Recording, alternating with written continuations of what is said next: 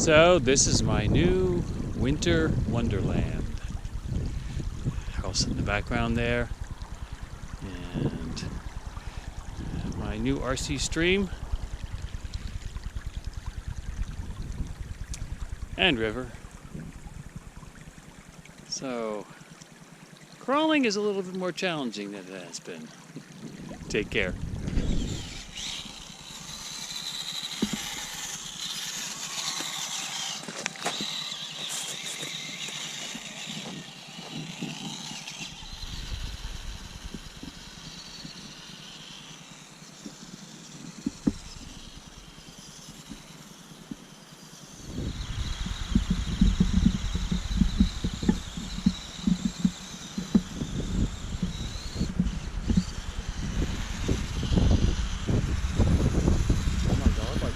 Corrected.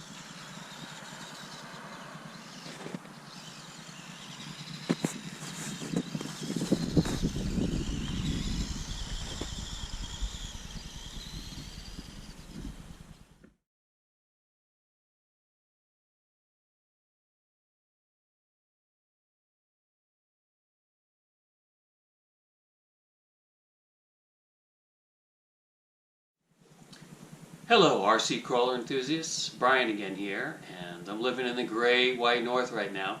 So I don't have a lot to do with rocks anymore, but I certainly do have enough snow.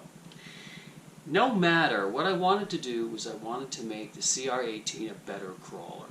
It's pretty good the way it is, but a few simple modifications that I did with things I had around the house really have made a big, big difference. Everything I've had to do with this has been around the house, except for, of course, my wheel weights.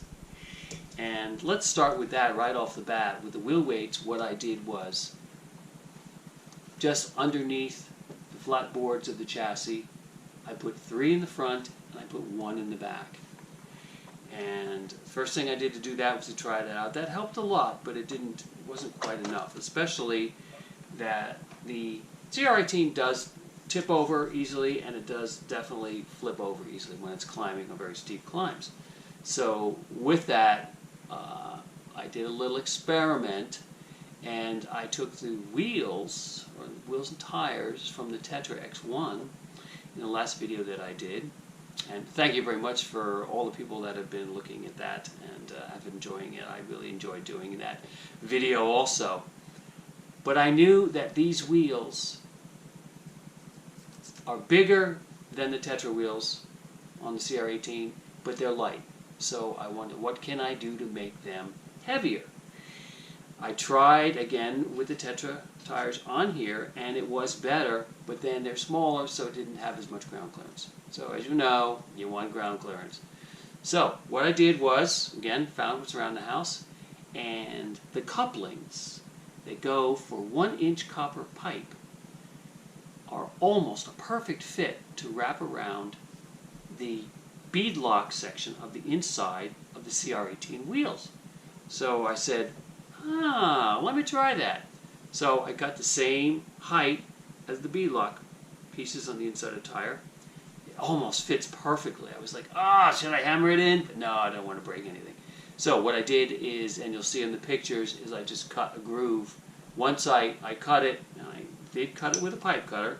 You can certainly cut it with a hacksaw or with whatever else you have around, and get it to be perfect. Filed it, sanded it, made it smooth, and then I cut a groove into it so that I could just expand it up to put over. And you'll see that in the pictures. And that worked really well. I'm very happy with it. I'm very happy. You don't want the wheels to be too heavy, so this was perfect, especially if it's such a light vehicle as the CR18 is. So I pretty much got rid of the weight problem, except there was one other thing I wanted to do, was the battery carriage is too far back to me. So what I did, and I don't know if you can see them or not, maybe if I put a light here you'll be able to see the hole. That was the original hole. What I did was I moved the whole battery carriage forward, drilled 2 holes into the side rail chassis arms, put the 2 screws in there. So I moved the battery carriage quite a bit further forward, with again moving the battery forward. Again, to give myself a little bit more weight in balancing in the front. So right now it's, I don't know, I'm going to guess and say probably about 60-40 right now in the balance, which is great. The body's so light I'm not even going to worry about that. So that got rid of my weight problem. And as you see in one of the videos I did, I had it going through a fairly rushing stream. And it was starting to carry it down the stream. And I was like, I'm glad I had weight on it.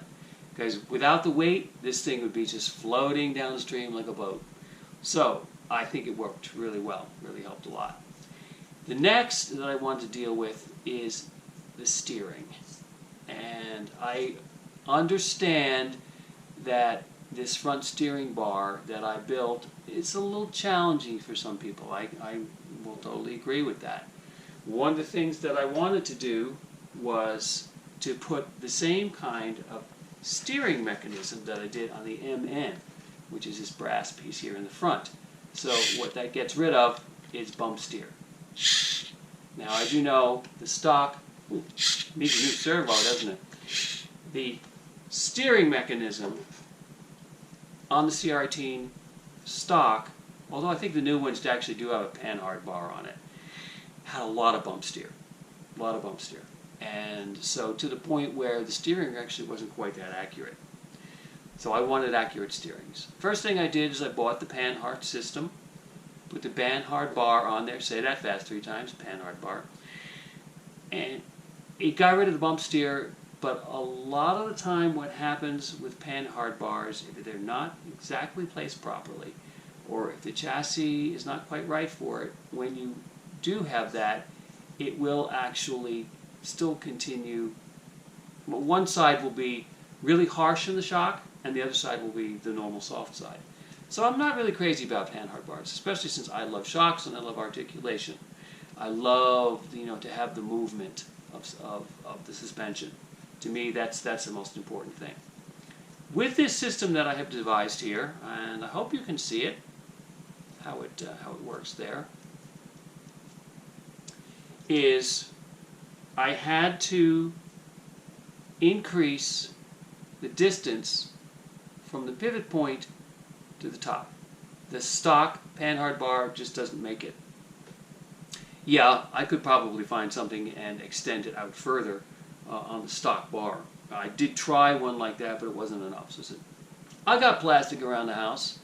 I actually used an extra piece from here. I have an extra top, and so I just cut it out, and that's what I made my flat slider bar for. For the steering arm, I had a piece of just about 3.5 millimeter piece of plastic lying around. So I used the guide from the holes on the stock one and measured it out and moved it forward. Now you'll see in the pictures that I actually gave the dimensions of this piece that I built.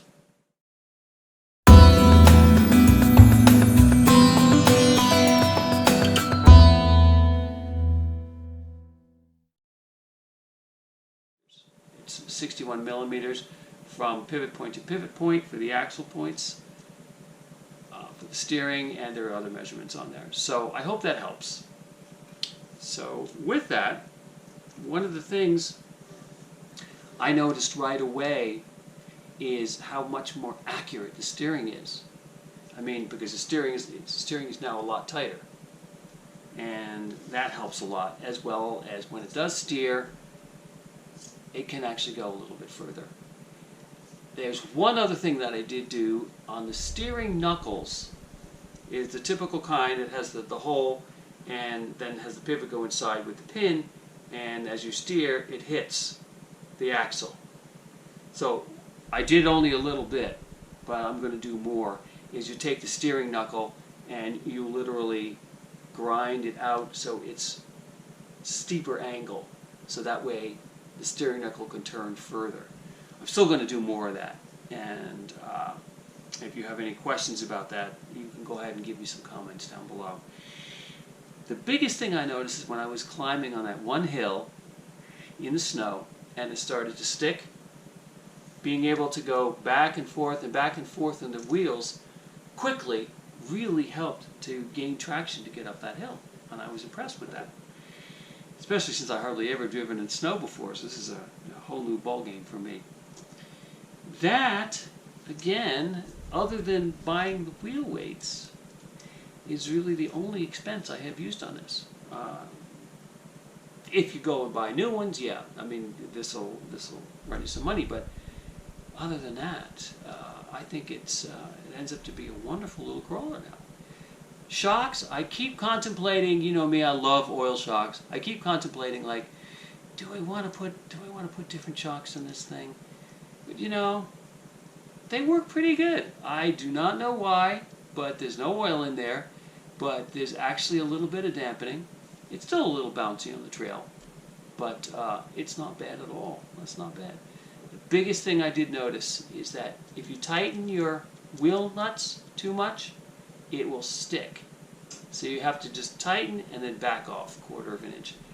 And since they're Loctite, self-locking nuts, you don't have to worry about the nuts coming off. There is one other modification I did, is I moved this forward so that it touches right up against the body, and then I move this in forward. So this gives you a really nice really nice descent angle, and it gives you a lot better climbing angle. And really, seriously, that's all I have done to this so far. I haven't changed out anything, I haven't bought any of the parts for it, and I like it now. I like it. It's going to work good. I'm really hoping that spring comes and I can make my little rock course again and do another video and see how well this actually does on the rocks. I hope you enjoyed this video again, and please subscribe, and please give me any notations or thumbs up or anything like that.